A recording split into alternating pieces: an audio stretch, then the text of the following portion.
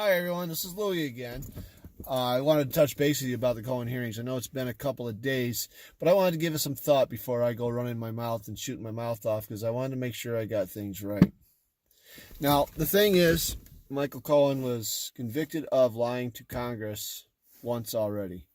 And then they turned around and had him come back, expecting him to tell the truth. The problem is, you can't trust him. When someone lies, they're worse than thieves. With thieves, you can put whatever you don't want stolen out of sight someplace, hide it away, and it's going to be there. But with liars, you can't tell when they're telling the truth. They could be telling you the truth. They could lie to you one day, but nothing but lies. And after that, once you figure it out, you don't know when they're going to tell the truth. They blow all that trust that you have in believing them. Now, here he is. He's sitting there. And he's telling his story. They're asking him questions and they're, talking to him. And there's a few that are just ranting and raving about having to be there. And there's a few that are bringing up points that really had nothing to do with any investigation they've got on Trump as it is. But they're doing this. And the thing is, you can't trust what he's saying simply because he's already lied. But then there are a couple of points where you could tell he was coached. Now, when I say he was coached, I don't mean so much by his lawyers as he was by the Democratic Party, and I'll tell you why. There was two times that I could think of, and there's probably more. I don't know. I'm going to have to go through the video again and check it out. But there's two times that I can remember where he was asked a point-blank yes or no question. And he answered yes, but instead of saying yes, he said yes, like he was asking them if that was the right answer. Now, when I was bringing up my kids and when I was bringing up Madison here, when they answer me that way, I get confused because it sounds like they're asking me, because they're looking for the right answer, the answer I want. So what I would do is I would ask further questions. I would dig deeper on that particular subject and see just what was going on. And eventually I would get to the bottom of the situation and realize that they were literally looking to see if that was the answer I wanted or what. They weren't telling me the truth. Okay? Now, kids lie. I don't hold that against kids, but this is a grown man. These are all grown people. They all know the difference between right and wrong. And for whatever reason, the left is gone so far off the rocker that everything they're saying anymore is pretty much wrong. And now they got this individual who probably told the truth in Congress, but because what he was saying didn't match up with their narrative, they charged him with lying, convicted him of lying, and he probably was telling the truth when he was in there. I don't know. I wasn't there. I don't know the man. I can't get in his head. But the point is if you're going to convict somebody of lying, why would you expect them to tell you the truth? Why would you have him come in front of Congress or any other authoritative panel or even a judge and expect them to tell the truth if you've already convicted them of lying? If you're going to coach them and tell them what to say, how's the truth going to come out? It can't.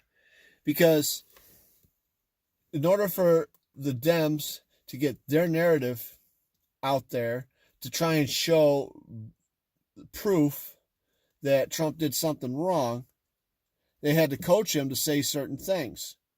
All right? And the stuff that he was coached to say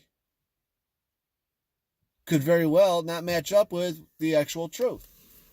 In fact, I would say probably 99% of the chance it didn't match up with the actual truth. A lot of the questions they asked had to do with what happened before President Trump, decided to run for president in 2015. Okay? They were asking about stuff that happened in the early 2000s, the 90s. One question is from 2011. There was a question from 96. Come on.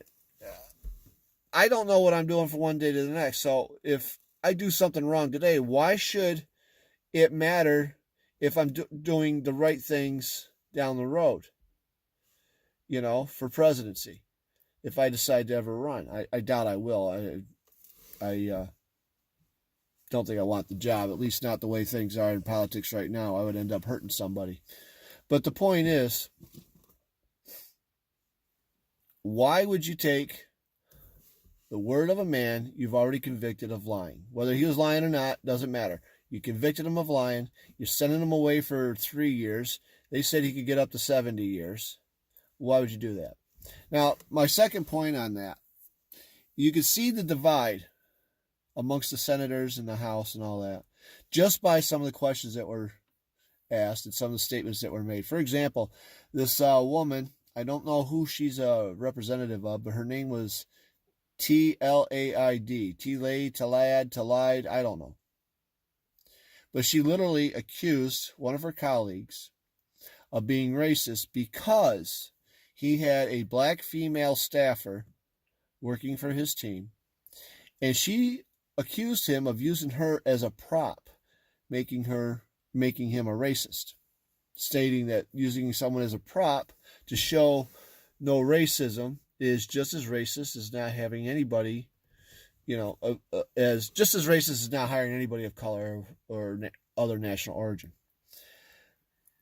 And of course, he got upset and he argued with her right there on the cameras, right there. He complained to the chairman and everything else.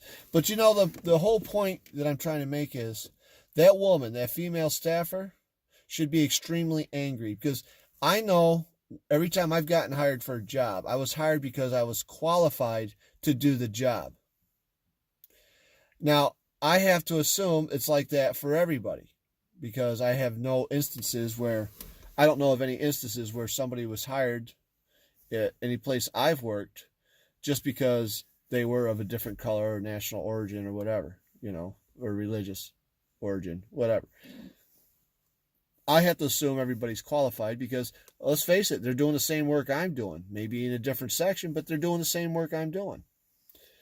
If they're not qualified, they wouldn't be able to do it. So, you have this black female staffer who's working for the senator. If she's not qualified, how can he have her doing the same work as everybody else? If I were her, I would be extremely angry at Tlad, whatever her name is. I would be extremely angry, and I would be getting in her face over this. Because essentially what this woman did was basically insulted the staffer. She basically said, this woman's not qualified to work for you. When in fact, she probably is, and that's why she got hired. So, with that being said, I'm going to let you go. Y'all have a good day.